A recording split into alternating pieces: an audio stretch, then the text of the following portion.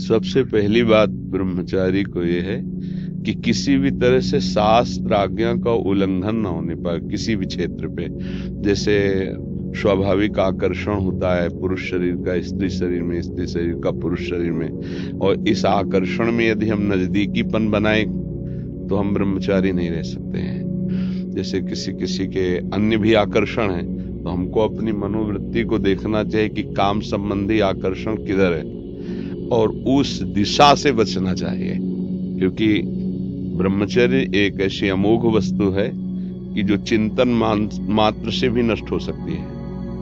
क्रिया प्रक्रिया संग ये तो आगे की बात हो गई। जैसे हम गाढ़ काम चिंतन में हो गए, हमारे अंदर एक मनोवाह नाड़ी है, वो नाड़ी मथानी समझिए। जैसे दूध को जमा कर दही किया गया और दही का जब मंथन किया गया तो उसे मक्खन घी निकलता है। ऐसे पूरे शरीर में, इस पांच भौतिक देह में कहीं भी देख लो, जैसे पित्त की थैली है और ऐसे कहीं वीर की थैली नहीं है। ब्रह्मचर्य जो वीर है उसकी कहीं थैली नहीं है। वो पूरे रक्त को वो मनोवाह नाड़ी मथानी की तरह चिंतन से, जब आपका कामोत्तेजित चिंतन हुआ तो मंथन कर देगी। अब मंथन कर दिया तो फिर लघु शंका में, स्वप्न दोष में किसी न किसी तरह वो निकल जाए। अखंड ब्रह्मचारी के लिए चिंतन भी रोकना है, क्योंकि ध्यायतो विषयान, जहां हम विषयों का ध्यान किया, संगस्तेषु उपजायते, उसमें आसक्ति पैदा होगी, फिर क्रियाएं आगे होने लगेंगी। तो हमारा जिधर काम आकर्षण है उनके संग से, उनके संभाषण से बचे। सबसे पहला कर्तव्य जीवन में ब्रह्मचारी को कभी भी सानिध्य प्रगट में या एकांत में काम संबंधी चेष्टाओं का नहीं करना चाहिए। बिल्कुल किसी भी बहाने से संभाषण, किसी भी बहाने से स्पर्श, किसी भी बहाने से चित्र आदि देखना, वो आजकल मोबाइल भी होते हैं तो मोबाइल आदि में, क्योंकि कामोत्तेजना जब चढ़ती तो वही विषय हमें अच्छा लगता है, तो उस विषय का किसी भी तरह से हम पोषण न होने दें। ये पक्की जीवन की बात समझ ले। अगर ब्रह्मचर्य रहना है तो विपरीत आकर्षण जो हो रहा है उससे हमें दूरी बना के रहना। अगर तनिक भी सिद्धि कोई दिखाए तो गिर ही जाएगा, वो भ्रष्ट ही हो जाएगा। और जब ब्रह्मचर्य रहा जाता है तो उसको सुविधा माया देती है ब्रह्मचर्य नष्ट करने की। ये बैठालना चाहिए। जैसे आप नियम लिए कि मैं आजीवन ब्रह्मचारी रहूंगा, तो आपको पक्की सुविधा एक समय आएगी कि आप आराम से भोग लीजिए। कोई नेगेटिव नहीं, कोई नकारात्मक सोच भी नहीं आएगी। आप उसको स्वीकार करें, क्योंकि आपके व्रत को भंग करने के लिए माया ऐसी सुविधा देगी। आपको ऐसी सेवा मिलेगी या आपकी ऐसी सेवा होगी। कई तरह के विधान पेश किए जाते हैं विपरीतता अंदर पैदा करके भ्रष्ट करने के। तो साधक जीवन भर इस बात से सावधान रहे यदि नैष्ठिक ब्रह्मचर्य। दूसरी बात, जब हम स्नान करें तो नाभि देश को बहुत ठंडा करें। ठंडे जल से नाभि देश में, यहाँ से जल को कई बार ऐसे डालें।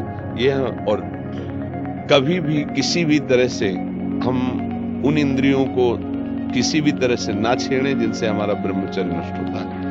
वो पवित्रता के लिए स्नान, शौच आदि के अलावा हम उन इंद्रियों का स्पर्श भी ना करें, उन इंद्रियों को किसी तरह उत्तेजित ना करें। ये पक्का ध्यान रखें। तीसरी बात, भोजन इतना पाएं जो सुपाच्य हो और शौच पूरी साफ हो जाए। अगर कब्ज रहेगा तो फिर हमारा ब्रह्मचर्य नष्ट होने की संभावना रहती है। जिसकी बहुत कब्जियत बनी रहती है तो ब्रह्मचर्य क्या है, घी समझो, वो उसको उचित आहार विहार से संयम में किया जाता है।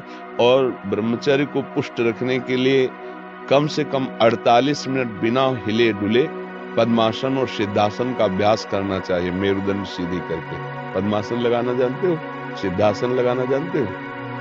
सिद्धासन अभी आपको ऐसे नहीं बताया जा सकता ना, क्योंकि क्रिया है उसमें।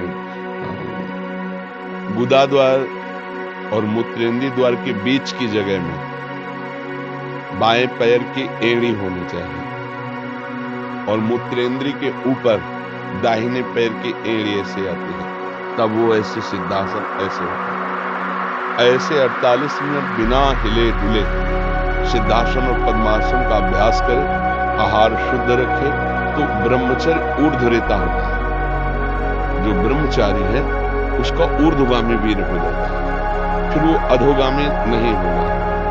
यदि अधोगामी शुरू हो गया है तो ऊर्ध्वगामी करने में बहुत कष्ट पड़ता है। अभी आपकी नवीन अवस्था बहुत बढ़िया अवसर है जीवन को ब्रह्ममय बनाने का। तो खान पान में खटाई, अधिक मिठाई, वो पदार्थ जो कब्ज बनाने गरिष्ठ हैं उनका त्याग। ब्रह्मचारी को मतलब एक बीमार अवस्था वाले का जैसा भोजन है, जितने से हमारे प्राणों का पोषण हो जाए, सात्विक भोजन। अब होटलों का भोजन खावे, खूब मिठाइयाँ खावे, सोचे ब्रह्मचारी रह जाए तो असंभव है।